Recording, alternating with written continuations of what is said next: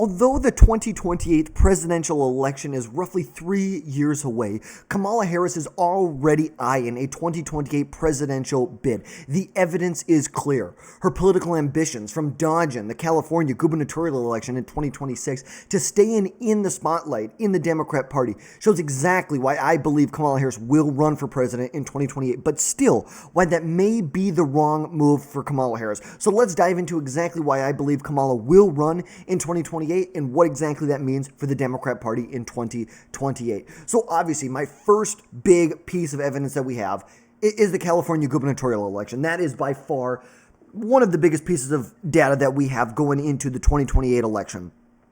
Kamala Harris announced in July that she would not seek the Democrat nomination for the California's gubernatorial election in 2026. Now, the reason, you may ask, it keeps her free for the 2028 presidential election. This is things that we discussed on the channel many, many times, and even political strategists and aides to Kamala Harris have talked about, that it was a binary choice between 2026 and 2028. If she were to run in 26, she would have to make the promise to the voters that she would not run in 2028, because if she ran in 26, she'd immediately have to turn around once she won and start campaigning for 2028. It would just not be great for the state of California, and she believed herself that it was a binary decision between the two. She couldn't do both. Now, a governor's race would lock her into state duties. It would limit her national campaign time, obviously, and the fact that California is a disaster.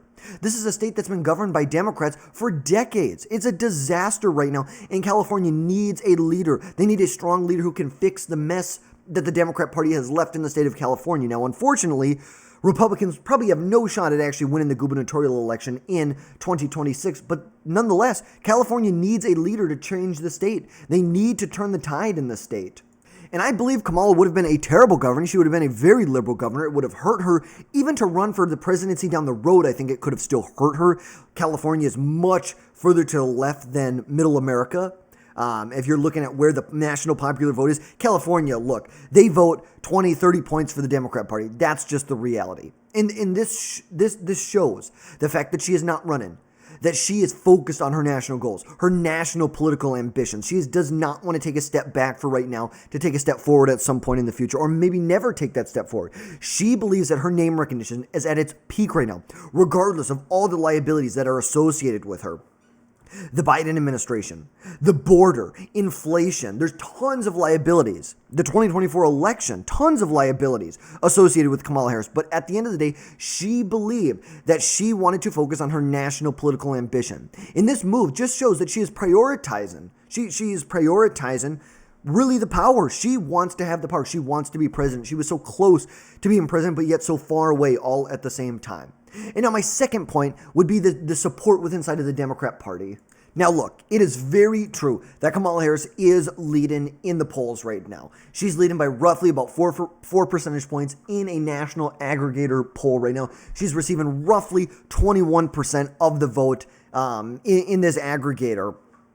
Now, the reality about this, or the other side of the coin, is 4 out of every 5 Democrats are saying they don't want Kamala Harris. They do not want to vote for her. I think it'll be very interesting to see how this plays out, especially after the midterm elections, after the 2026 elections. That will be a big indicator when voters are no longer just looking and say, hey, these are people I recognize. These are figures that I see in the party that could lead us forward to actually, this is who I want to vote for. There's a point in time when that changes, where it's not just about name recognition, and it's about, I would actually vote for this person. Like we said, right now, she has an 87% favorability among Democrats, which is unmatched. Even with someone like Gavin Newsom, like Pete Buttigieg, she has favorability among Democrats, regardless of if they want her to be the nominee or not. They see her in a favorable light. And look, no matter what you want to say about her 2024 campaign, it was a disaster. But at the end of the day, she raised millions. She raised billions of dollars. She was the Democrat Party's biggest, she has access to the Democrat Party's biggest donor network. Now, whether those donors will actually want to throw money behind her in 2028, I think is a whole other question. But she has access to them. Those are people that she knows how to get in front of. And look, her name recognition is a major tool for her political ambitions. She did not get a mandate in 2024, and she's coasting on the 2024 momentum, the leftover momentum from that. And she's leveraging her vice presidential fame to stay ahead in the 2028 election.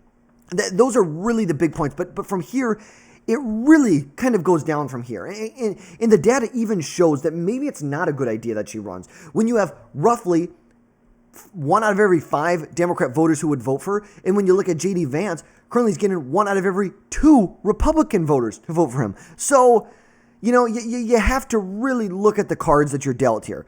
I don't think she would be a great candidate. I think she would get smoked in a primary, but I think she will run.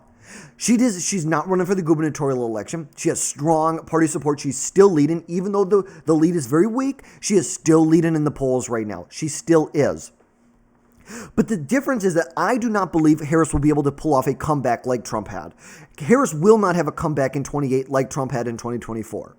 Harris lost to Trump in 2024, but still, she pulled in 74 million votes with roughly 95% among the Democrat Party. And her campaign improved Democrat polling after she replaced Biden, which obviously the numbers were depressed. Trump was leading nationally by 5, 6, 7 points with Biden on the ticket. It closed to Trump leading by 2, 3 points after she was on there, which, look, I think she can rally some of the base together, but I think a lot of the base really, they're done with her. They're done with her. They've had enough. 2024 exposed her weaknesses. And yes, she has political ambitions far and beyond where she is right now. And yes, she's going to try and rewrite this narrative of 2024, rewrite the narrative of who she is for 2028. But at the end of the day, I think she is still stuck with the stench of being a loser. I don't think she can run away from that. And I think she's banking on Democrat Party loyalty in 2028 to fuel her presidential bid. And I think that is a very misguided assumption to make, that you're going to be able to bank on loyalty from the party. I don't think so. Democrats in California weren't even very thrilled about the idea of her running for the gubernatorial election, let alone now being the national player. Democrats have now been locked out of power. Remember, Donald Trump came into power in 2016 after Barack Obama had won 2 pretty big elections. It's like he won 365 electoral votes.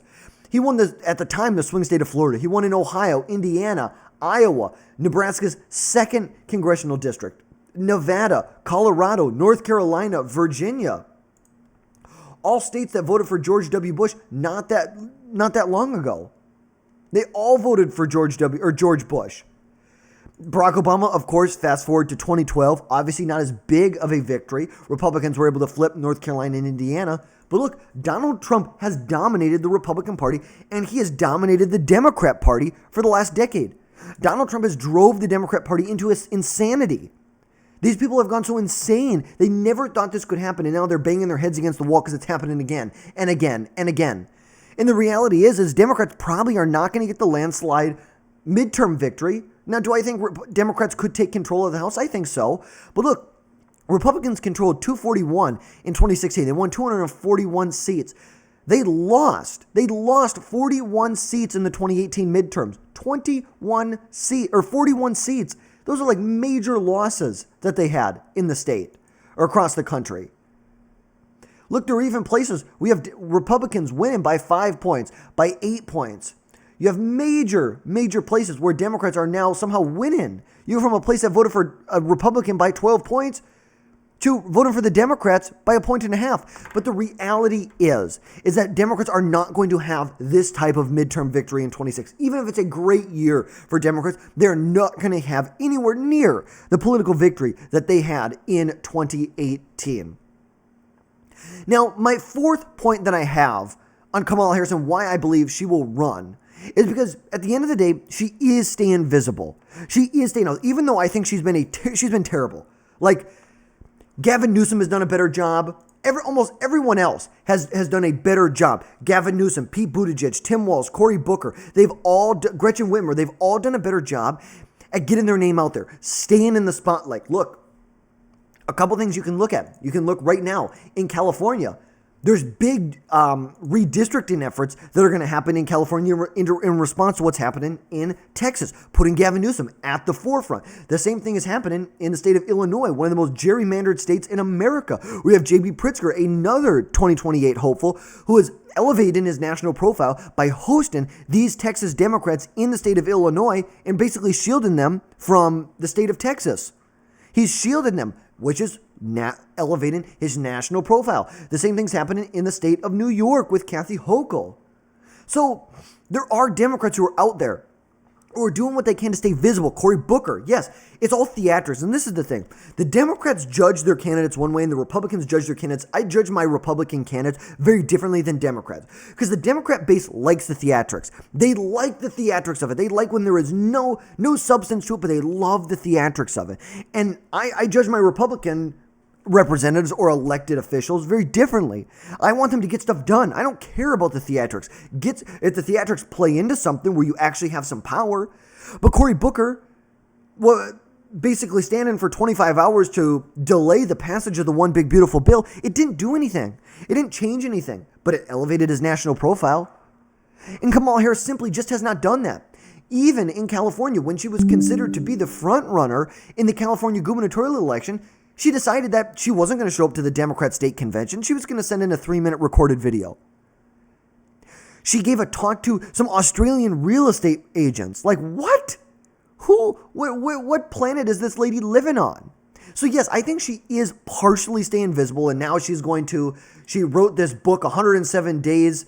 It's like, how to piss away $1.5 billion in 107 days. Like, you're writing a book, okay, whatever. I want to say these are calculated moves, but they're calculated, but I think they're miscalculated moves. And apparently, she's also planning a political action committee that she's going to start, which we've seen Gavin Newsom, Pete Buttigieg do similar things as well, and Andy Bashir. And she's also made a number of public statements, of course, attacking Trump's policies to try and keep her in the national conversation, but she's just regurgitating the same losing lines that didn't work in 2024. And at the end of the day, I think these are self-serving stunts that aim to keep her political ambitions alive, but there isn't any genuine leadership. It is Kamala Harris's fault that there is a leadership vacuum at the top of the DNC. She would be the heir apparent. Look, you were a senator from the most populous state in America. You were an attorney general from the most populous state. You're the vice president of the United States. And you don't know how to step up to the moment. Like, that's how you know that she was a terrible pick for VP. Biden picked her, and he said it. Because this is not my opinion. This is what Biden said. He's going to pick a woman and a woman of color. And he picked Kamala Harris, the most liberal senator in America at the time. That's who he picked. He didn't pick her because of her competence. He picked her because she was a black woman. I don't even know, is she black? Is she whatever the hell she is? But still, there is no genuine leadership coming from Kamala Harris, and that's why I think she was totally a DEI hire. Totally a DEI hire. If they would have picked a good VP like Whitmer or maybe a Shapiro. Shapiro really wasn't around in 22, but he was the AG in Pennsylvania at the time. But I think Harris was a bad pick. And I don't think there would be a leadership vacuum at the top of the ticket or at the top of the Democrat Party if they would have picked a competent VP, which is kind of hard to find in the Democrat Party, but still a competent VP nonetheless. But it's clear that her focus is on 2028. Maybe not even grassroots Democrat Party work, just the 2028 presidential election. And you even have Democrats who are saying, please, do not campaign with us in 2026. We don't want you to campaign in 2026. Time and time again, we saw in the 2024 election where Democrats were outdoing the top of the ticket. You had House Democrats who were like, look at this. Okay, the Maine's 2nd congressional district. Jared Golden wins by 1/2 a point at the same time when Kamala loses the district by 9 points. Time and time again, you have Democrats who are down ballot, who are being dragged down by Kamala Harris at the top of the ticket. They believe she's a liability going into the midterms. She should stay the hell away from the midterms, stay as far away as possible. But back to the 28 election, I think a strength that Harris has here is the fact that the Democrat Party is so weak right now. They are so weak and they are so woke. And her potential rivals are people like Newsom, like Pritzker, like Shapiro. But all of these people truly lack, except for maybe Newsom, and Pritzker's in his own ballpark because he's worth billions of dollars. But they all lack Harris's national profile or donor base. And that's why they're spending this time right now. That's why you're seeing Andy Bashir on his podcast, Gavin Newsom on his podcast. All of these Democrats getting out there trying to build out this infrastructure for a 2028 run.